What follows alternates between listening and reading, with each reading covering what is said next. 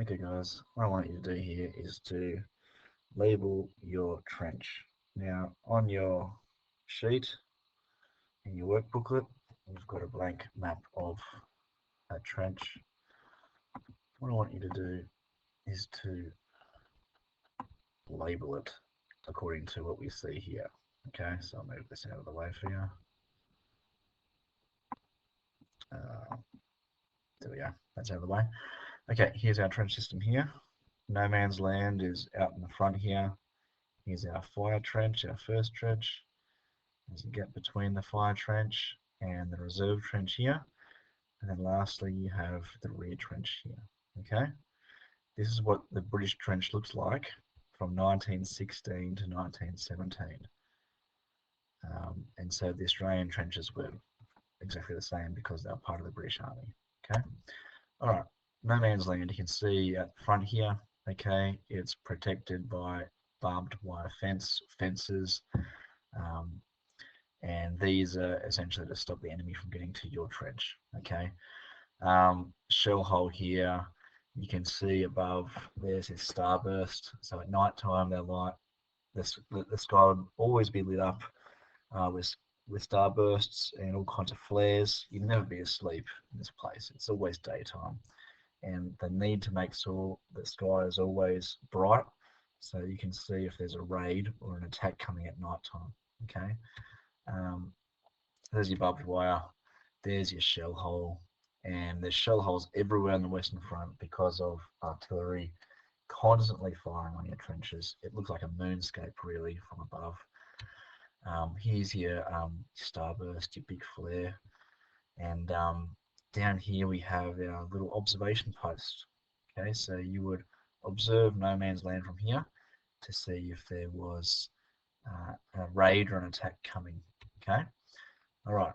So I want you to label those things. I want you to label this in your fire trench. Okay, so fire trench dug into the reverse side of the hill, your parapet. Okay, so at the front of the trench, you can see all the sandbags there that are built up. On the opposite side is the parados, and the parados is built up there so that if a shell lands here, lands there, that's going to protect all those troops in here from that shockwave and that shrapnel. Okay.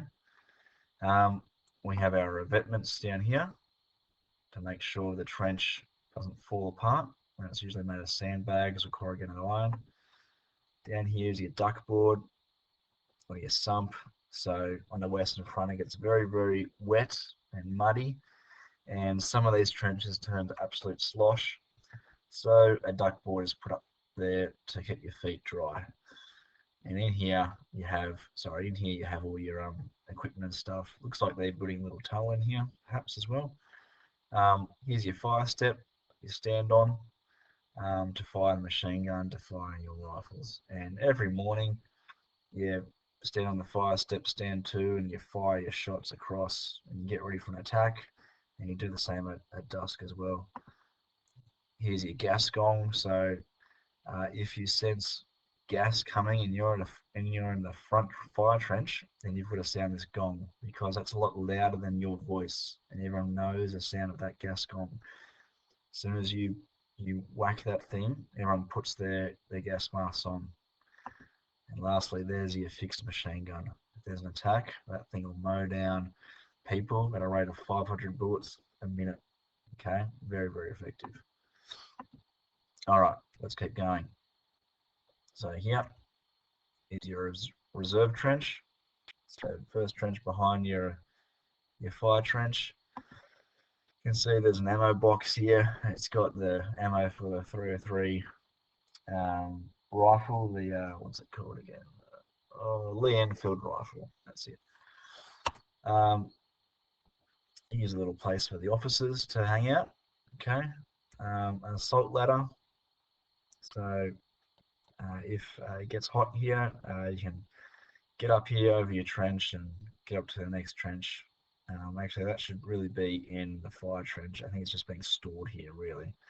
But you put the assault ladder up here so you can get up over the top to attack. Um, Mobile machine gun, the Lewis gun, so keep them here. Once again, if you're going to have an assault enemy, take these with you. Really, really effective. Usually 2 guys operate this. You can see shells exploded into the side of this trench here. High explosive shell, but the paradoxes have absorbed all that shockwave. And above here is your shrapnel. So this stuff also comes out of artillery, it explodes, and then it rains down pellets, these little ball bearings onto everyone. It cuts people in half. Really nasty stuff, shrapnel. Okay. All right. Last one. Okay. So the rear trench. You can see here, there's some about, probably 100 or so meters within the rear, maybe 200 meters within the rear. You get the rear trench. This tree's been absolutely devastated. There's gas down here, which is settled into this little shell hole. Here is our camouflage. So if there's planes flying overhead, you camouflage from them at least, in whatever you're doing in here. And you might keep a mortar here as well. It's like a little mobile piece of artillery, really effective for taking other enemy troops out. And also there's more ammunition storage here. Okay, so label your trench the same as this. Okay.